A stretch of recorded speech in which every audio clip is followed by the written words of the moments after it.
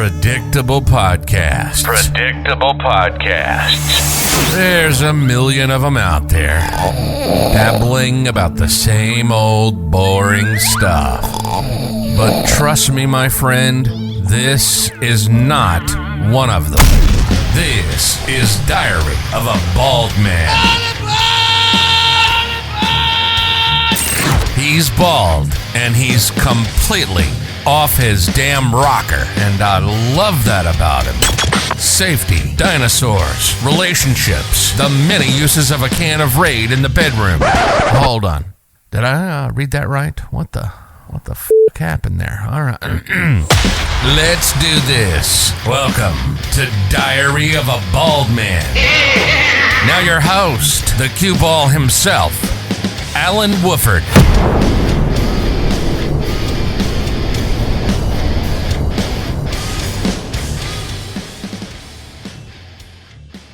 Hey, you're listening to Alan Wooford on Diary of a Bald Man. So, welcome to the show. Today's recording date is February 19th, 2022, and here in Dandridge, Tennessee, it is absolutely beautiful. The sun is out. I just got back from seeing Josh and Lori Philpott over at Crater City Inc. I was going to have some stuff done, but I was dropping some equipment off for him, and today was a great day. You know, we always talk about things that improve the quality of life. And I said in that last podcast about me going to Total Hair and Body and getting hormone, pellets stuck in my right hip. And it's little things like that. People are like, well, what are you doing getting hormones? Well, when you get older and, your hormone levels change and you start to feel decrepit and old, if you don't do something about it, that's on you. When you listen to things like this and you talk to people laugh and say, why would you go get hormone replacement therapy? You're not a chick. You didn't get gutted. You didn't have this done. And that's not the point. Quality of life is the point. Part of what the Diary of a Bald Man is to tell you things that I've done in the past, and you reflect on your own and say, hey, what could I have done different? Not that we should have done different. There's sometimes we think about that. But then when we do that, are we denying ourselves the experiences that we got? Are we preventing ourselves from developing and growing? So don't ever hesitate, just say, hey, I did stupid shit did me. So in just a minute, we're going to get into the show, but, a couple of administrative things I want to put out here. Thank you all for going to the mindinconstantmotion.com webpage and sending in your comments and notes. This has been a huge change. With the Dragging Up series, again, we didn't really put out a lot of stuff where people were interacting. We get our guests on, people would like things like this. But with people listening to the diary, especially that last one, Get Out of Their Box, it seemed to have a huge impact. We were looking at the analytics on iTunes between that one and, the Getting Before 55. And it's amazing the influence, the ages, the genders, and the reach that we have. Currently, the most listeners that we have, oddly enough, is in Spokane, Washington. Second to that, Anchorage, Alaska. Third to that is in Middlesboro, Kentucky, where Josh and Lori live. So we're getting, a good diverse range. We're in Italy, Germany. I think there was a couple other places I wasn't familiar with the geography of it. So we've got some international and local appeal. And what was funny is, 90% of my friends and family are in Georgia and Tennessee in very specific regions, and none of them are listening. Oh my God. But that's fine. Because they know me, they don't have to have the diary. They had to live the play-by-play. My wife does not listen to it. She's fortunate enough to come home to me every day. Well, let's not say fortunate. Let's just say it's fortunate for me that she does. But, it's amazing how we take these moments and we take these sound bites and you say, hey, listen to this, listen to that. And so when they do and they come on and they comment, one of the comments that I got, and there was 5 of them this week, that said, Alan, go back and do like you did from the beginning. Give us a year, give us a location. The other stuff is okay, but we want to hear the diary side. And I did. I got away from that for a minute because I was trying to answer other emails that were coming in with other things of interest. And, so what's coming up? We've got the two vets and a cup that's coming out here towards March. We've also got the episode, people ask me about becoming a consultant. I've got that coming up. Today's show, we're going to be talking about 1999, the rally in the Valley, where I was in Spokane, Washington, during the Kaiser Aluminum strike over at the Trentwood facility. So it's of interest to many people and disinterest to many people, but we're all going to take a segment from it. And the reason I say that, think again, you're listening, you're driving, you're sitting there inking somebody. Because Josh, I know right now you're probably drawing a half-naked minotaur on somebody's thigh there in Kentucky while you're listening to me. And I know you're getting a little bit of a he chubby, right? Because you're like, oh, that's Alan. That's the man right there. So in just a moment, we'll get into the show. But again, the communication that was coming in, Alan, hey, can you get back to the diary sequels? Can you give us more information on that? And that's coming up in just a moment. Hello, you're listening to Alan Wooford on Diary of a Bald Man. This episode is powered by Josh and Lori Philpott, the owners of Crater City Inc. in Middlesboro, Kentucky. Visit them on Facebook or CraterCityInc.com. While Alan can and does cause trauma to your mind, Josh and Lori can add art and beauty to your life and body through ink therapy and body piercing. Once the ringing between your ears has stopped and you've recovered from the bald man's rambling, go to mindandconstantmotion.com and submit your comments or suggestions. Now, sit back, shut up, and enjoy the show.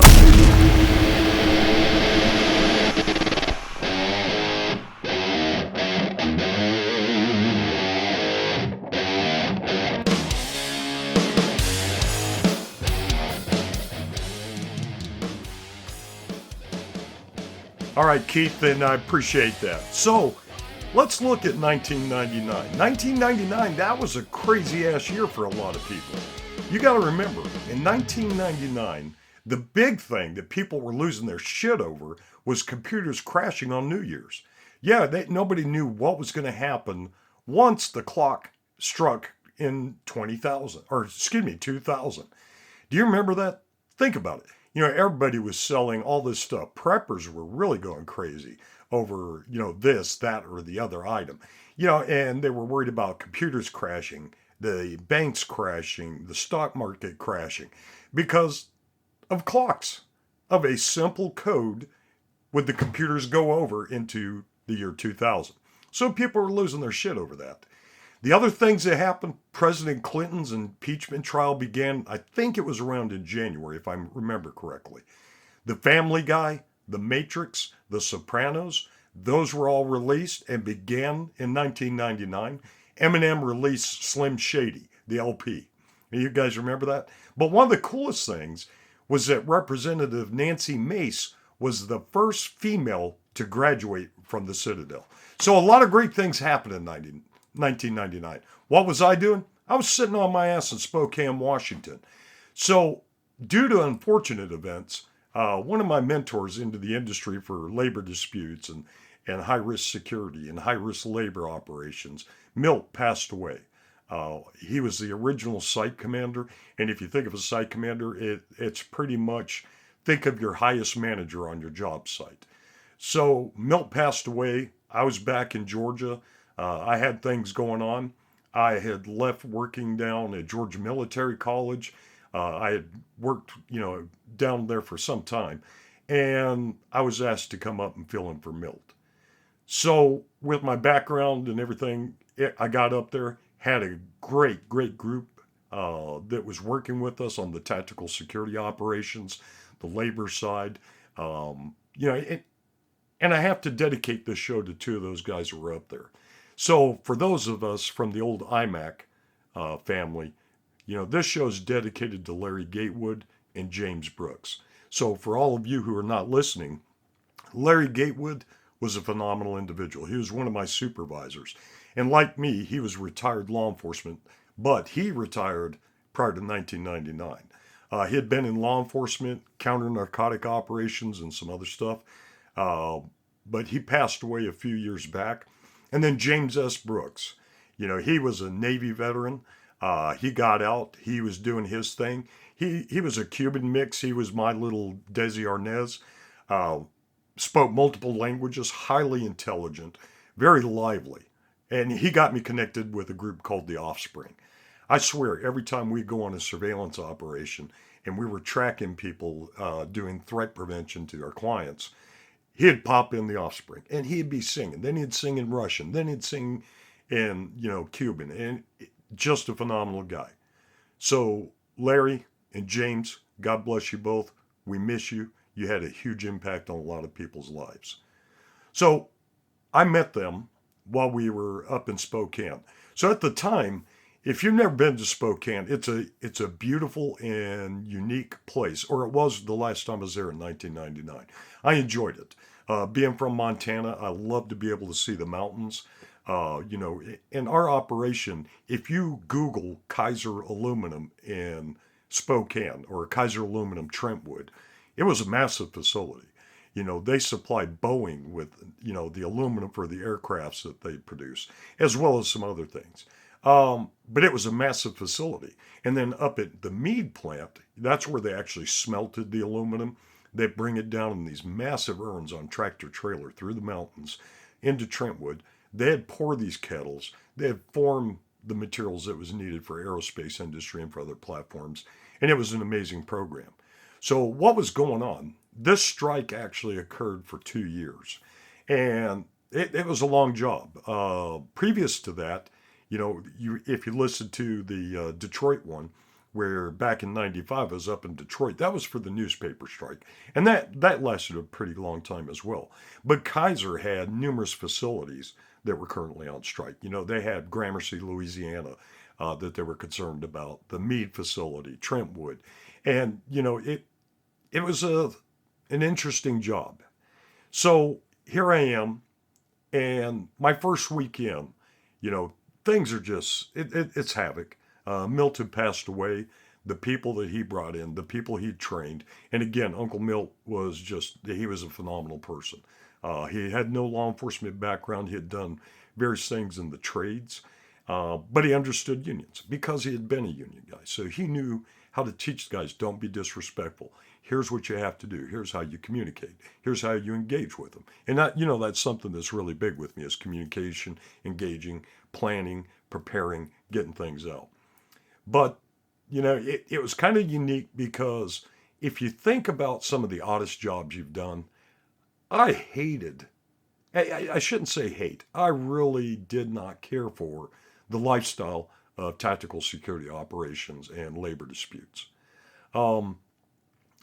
It's necessary. I mean, you got to look back, when the Pinkertons were doing it and all the things that used to happen. But if you've never seen a strike line, I've been on both sides. I was a union man. I was with the IBEW up in Alaska when I was working as a Department of Defense contractor. And then I've been on the other side where we had to watch over and protect the people that were operating the plants during the labor dispute. Now, there's all kinds of terms. We were called scabs. We were called everything. But what a lot of people don't understand that's never been around one of these, the people that go to work in there, they're not replacing anybody. They're keeping the plant running until negotiations are completed. And, sometimes that didn't go out too well. There was a tire strike. Was it Firestone, Goodyear? I can't remember which one. While those groups were out on labor dispute, they brought in temporary workers.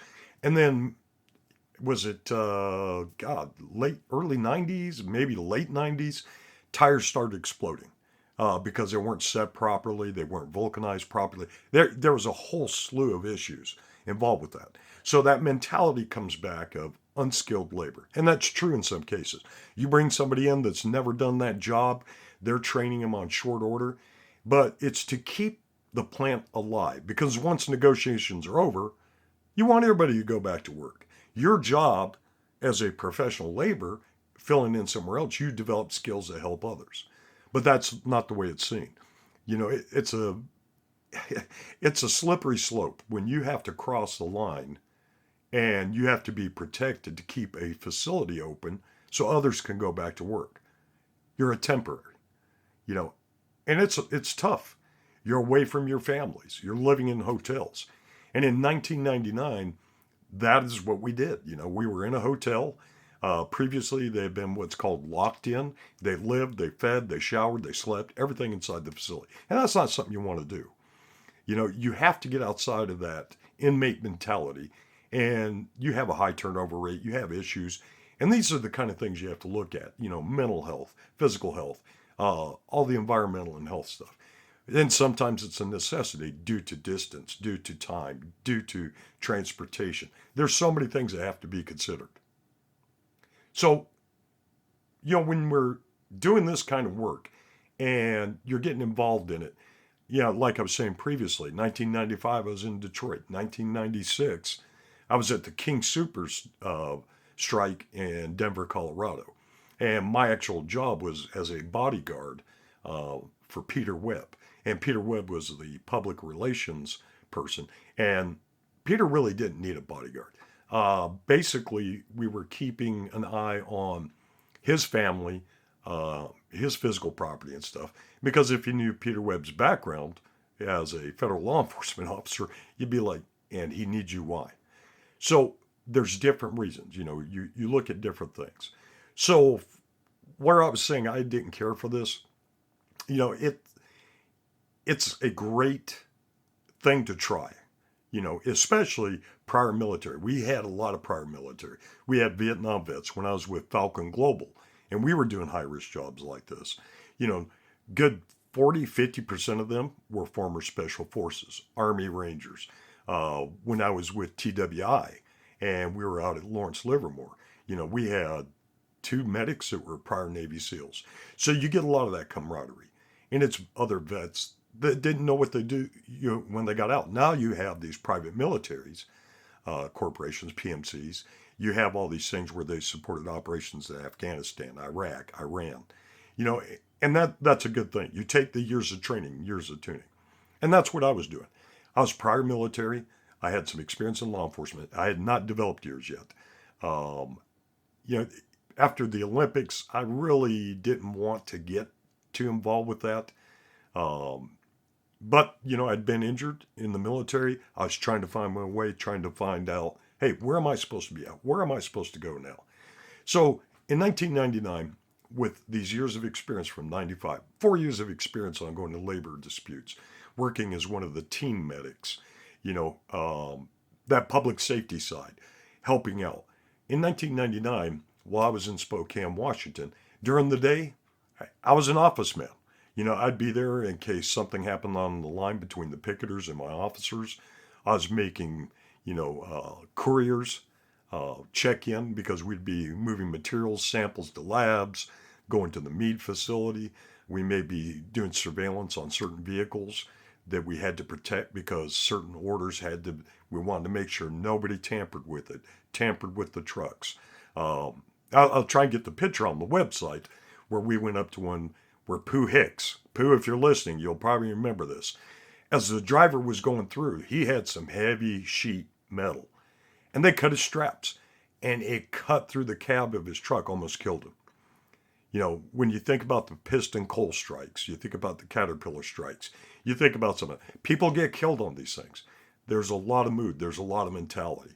There's a lot of aggravation, a lot of anger. So in 1999, where I was a site commander, trying to fill in on boots that were way bigger than my feet were, you know, with a hell of a lot more experience in the industry.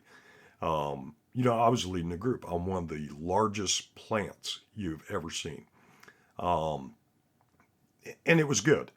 It was a learning curve because I was 31 at the time. I mean, I was a young buck. But the higher-ups had the confidence because of where my skill sets as a veteran, being, you know, in law enforcement for a short period of time, being out on the strike jobs, having the training with the NLRB, having that knowledge, and it was a great fit. And let me tell you, Spokane put it all to the test. Now, where this gets hinky, some of the things I was not prepared for, as part of the surveillance and protection of the Kaiser people and the negotiators and the union, we would cross over into Coeur d'Alene, Idaho. So if you're looking at Washington and you go east, Spokane was not that far. I can't remember if it was an hour drive, something like that. But we'd go into Coeur d'Alene. And while we were doing surveillance to make sure no one tampered with negotiations, nobody was out taking surveillance photos. Basically that's what we were doing, was counterintelligence and protection of assets. Myself and another person would walk with the TSCM, Technical Surveillance Countermeasures guys, and we would sweep rooms. We'd sweep the rooms that they were meeting in, we'd sweep the rooms that they took breaks in, to make sure that one side or the other was not planting microphones. And what was popular back then was to take a baby monitor, and they would strip the outside of the case, put it inside of a book, put it inside of a bag, set it in the room, next to the snack table, because nobody touched it. It would have some decoration, and listen to the whole thing. We saw some interesting things out there, and our job was to protect everything that was going on. So we're getting into this, and this probably around November or so. We're doing a counter surveillance operation in Coeur d'Alene, and we start seeing these trucks. And so one of the guys with us starts documenting the license plate, the make, the model, the number, and we check them against the list that we have of known people from the strike line, rental car agencies. I can't tell you how many rental car agencies we went around the area and asked them for a list of vehicles, just the plates. So if somebody went to rent a vehicle and do surveillance, and we caught that plate, we'd know, one, it was a rental, and then we could go work with the law enforcement authorities we were working with at the time and say, hey, can you find out who rented this? They're tracking our vehicles. We didn't have the GPS. We didn't have the little microwave transmitters that, we could put on certain vehicles that we knew to be high risk or high threat. And so we did the best we could. What made this month particularly odd, we finally start getting information, and some state officers show up and say, stop. You're being followed by an organization, we're not going to say it in the podcast, that was highly involved in the area of Coeur d'Alene back in the 90s, that was a white supremacist organization that thought all of our guys were surveilling them. They weren't doing anything. We weren't following them. We were going to our meeting places, our alternate places, our rally points, our emergency response areas. But where they saw all these military-looking guys, in their mindset, they weren't thinking about the air base that was in Spokane. They were thinking about law enforcement. And they thought, okay, they're coming in, they're doing surveillance. We weren't. I mean, if you followed us, we had erratic patterns. I'm not going to tell you the kind of patterns we took. But we made so many turns, we'd break up at so many times, we would distance ourselves, we had pre-positioned vehicles, we'd switch out. Our job was surveillance, not being surveilled. And that's where your experience came in. So here we were, probably 3 weeks after that last negotiation, and we're at state line. So imagine, like I said, you're coming east out of Spokane, and right between Spokane and Idaho, they have a place called State Line. So you had State Line Showgirls, which was a strip club. And that's where everybody went for cigarettes because they were cheaper than anywhere else. We'd get gas, we'd get stuff. So one day, we're waiting on a team to come back out of Coeur d'Alene. They went to go move equipment. They went to go seal the rooms. There's a whole process we do after we clean an area. And while we're sitting in there, that same group that thought we were law enforcement found out otherwise because their intelligence was really damn good. They came into the strip club and sat 2 tables away from us and just started talking with some of the guys around us. And it was the strangest thing because they were calling us by name because they knew our names. We had some of theirs. Because where we took photos of thinking we were doing counter surveillance. It was non-threatening. And then a half hour after that, the negotiating team, not all of them, but some of the members from the team, they came into the strip club. So here we have the surveillance, counter-surveillance groups. Then you have members of the negotiating team. And then you have members of the Aryan Nation all sitting watching titties together. There is a universal bond around the female form. It doesn't matter what you do, where you're from, what your job is. Titties and booties hey, that brings everybody together.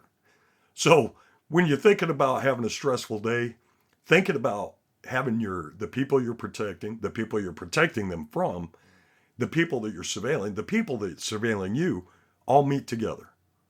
It's amazing. And it was probably one of the most unique situations. I've been to other strikes where, because of being part of the protection of the negotiating team or the counter surveillance or the TSCM, a guy that was 2 days ago screaming, calling me a scab motherfucker, I'm going to cut you, I'm going to kick your ass outside your hotel. And then you meet at the conference center and say, hey, Alan, how's it going? Hey, can you talk to your guys about this? One of my guys took that as being disrespectful, stuff like that. We had a good reputation after they saw us for a while because we weren't videoing. We monitored the line. If something happened, and it happened quite a few times, you'd have picketers out there blocking vehicle. They'd separate after a while, but somebody get nervous and clip somebody in the hip, run over their toe. And the first person my team would call was me because I was the team medic. These are the kind of things that people don't see. You see a lot of negativity in the headlines when these occur, but the same thing when I was at King Soopers and we were in Denver. The union was out there, King Soopers. We was guarding one of the bakeries downtown. And, because nobody wanted anybody tampering with food sources, stopping trucks going out to certain areas. Because you got to remember, there's a lot of military organizations and campuses and facilities out there. And one of my guys that was on my shift prior to me going in doing executive protection for Mr. Webb started to get frostbite. I was off site doing paperwork because of a vehicle accident that had occurred. And the union guys, we didn't have hot hands back then. But what they had done is they took oven mitts and they put them inside of aluminum foil and held it over a little bonfire that they had going in a 55-gallon can. But what was neat about this, it was a trick that they used back then inside some of the freezer units. And when one of their guys would have a problem, they had these like gel packs, kind of similar to, what you put in the microwave. But they would use them for cushioning. But the gel would get warm. And they saved my guys' hands. They stood there and gave them coffee. When I came back, our guys were all standing on the line. They were huddled together because our guys, they would get to the vehicle, they would warm up. But the people that we were monitoring and helping to protect, they were protecting us. Because it gets cold. If you've never been to Denver, after midnight, 1 o'clock, it's a high plains desert. It fucking gets cold up there. And here they were taking care of my guys. So with permission from my boss at the time and permission from King Soopers and the negotiating thing, we had a pizza party on the strike line about a week before the line broke down. So they had set up tables at the fence and we brought the pizzas and beverages and set them on the tables. We pushed some over to their side of the line. Once he was outside the gate, that was it. They had a guy, they watched where we picked it up. They followed us, and we invited them to because we wanted to make sure we weren't going to get them anchovies or something that was going to fuck somebody up that had allergies to. So, 1999, 1996, different places, same thing. There are so many things out there in life we don't know about. And then you hear about these things like the strikers protecting my guys, who they'll spit at, yell at, they'll throw jack rocks on them. We've had deer piss thrown on us. They don't hate us because we're not inside working. We're just protecting the property and letting the scabs online. But they'd see our guys were out there with them. If they were walking 12 hours, my guys were walking 12 hours. We'd rotate. I mean, Big Tony, who is a Samoan, he'd sit down next to the fence. He had a big tarp up there.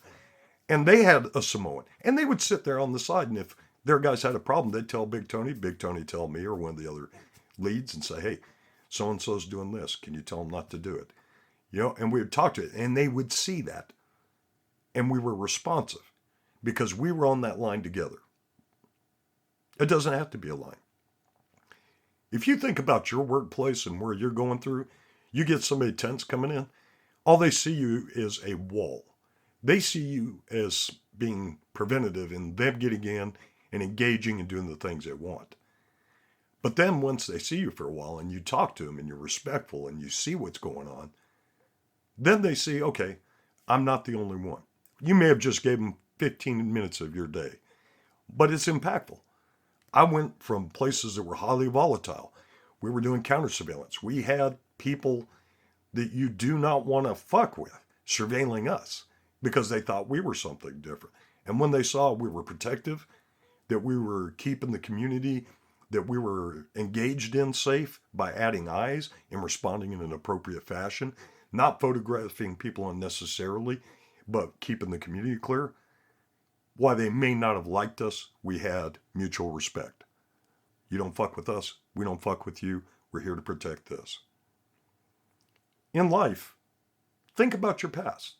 What is something that you could teach somebody about today that they would say, oh, I would never do that? Never say never.